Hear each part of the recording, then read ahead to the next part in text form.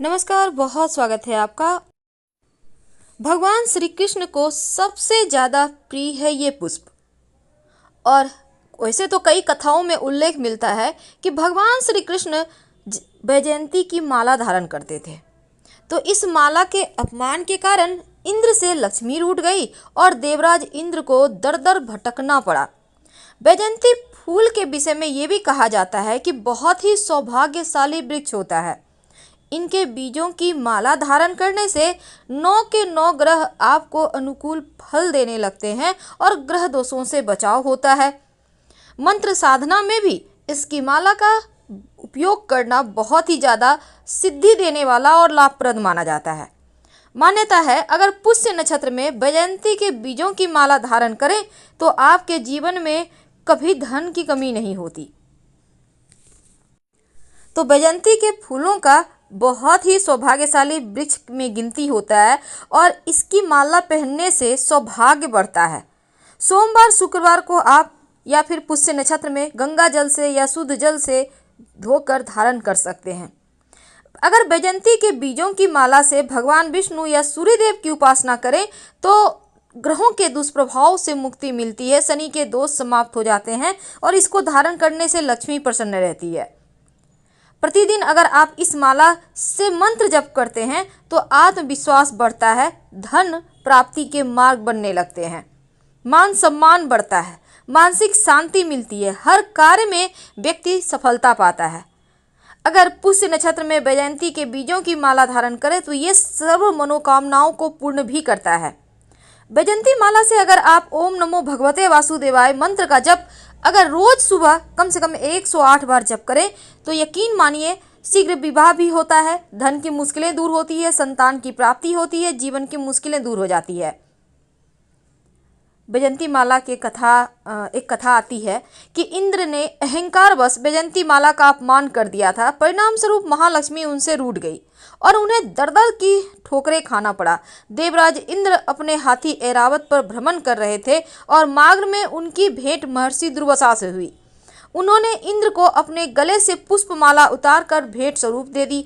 इंद्र ने अभिमानवश उस पुष्पमाला को ऐरावत के गले में डाल दिया और ऐरावत ने उसे गले से उतार कर अपने पैरों तले रौंद डाला। अपने द्वारा दी गई भेंट का अपमान देखकर महर्षि दुर्वासा जो थे उनको बहुत क्रोध आया और उन्होंने इंद्र को लक्ष्मीहीन होने का श्राप दे दिया। बाद में पश्चाताप स्वरूप उन्होंने प्रयोग किए, तब जाकर उन्हें फिर से राज वापस मिला।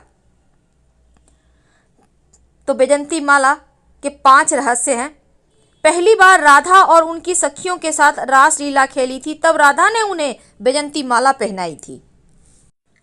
वैजयंती पुष्प के जो बीज होते हैं इसकी एक खूबी है जो भगवान के वरदान का फलस्वरूप है, क्योंकि इसके दाने कभी टूटते नहीं, सड़ते नहीं, हमेशा चमकदार बने रहते हैं। इसका मतलब है जब तक जीवन है तब तक ऐसे ही बने रहेंगे। दूसरा यह कि माला एक बीज है। बीज सदैव भूमि से जुड़कर ही खुद को विस्तारित करता है। इसका मतलब है कितने भी बड़े क्यों ना हो जाओ, हमेशा अपनी भूमि से जुड़े रहो। कहते हैं भगवान श्री कृष्ण वैजयंती माला को 2 कारण से पहनते थे। पहला तो वैजयंती माला से शोभा, सौंदर्य और माधुर्य की अधिष्ठात्री देवी लक्ष्मी छिपी रहती है इस माला के अंदर, और भगवान श्री कृष्ण के हृदय में श्री राधा के चरण विराजमान रहते हैं। इसीलिए लक्ष्मी जी ने वैजयंती माला को अपना निवास बनाया और जो हर समय भगवान के वक्ष स्थल पर रहती हैं। दूसरा कारण यह कि भगवान श्री कृष्ण को यह माला निरंतर राधा जी की याद दिलाती रहती है और जिससे पहले मथुरा में एक माली बनाकर लाता था। अब यहाँ पर राधा की याद आती रहे इसलिए उन्होंने वैजयंती माला धारण की, और अगर कोई व्यक्ति इसे धारण करता है तो भगवान श्री कृष्ण का वो भक्त बन जाता है। माला में 5 प्रकार की मणियों को गूंथा जाता है, 5 महाभूतों के प्रतीक।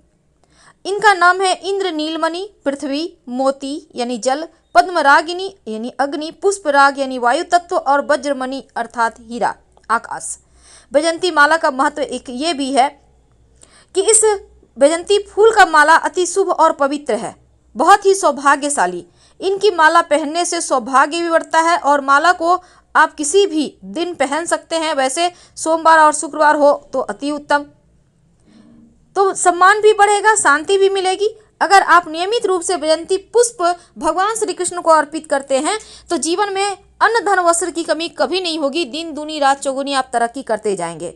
ये माला जब पहनिएगा तो दिन में पहनिए, रात में सोने के पहले उतार कर रख दीजिएगा, अगले दिन फिर नहाकर पहन लें, क्योंकि रात में सोने से फिर इसका प्रभाव कम हो। तो फिलहाल हम आपसे विदा लेंगे। हर हर महादेव।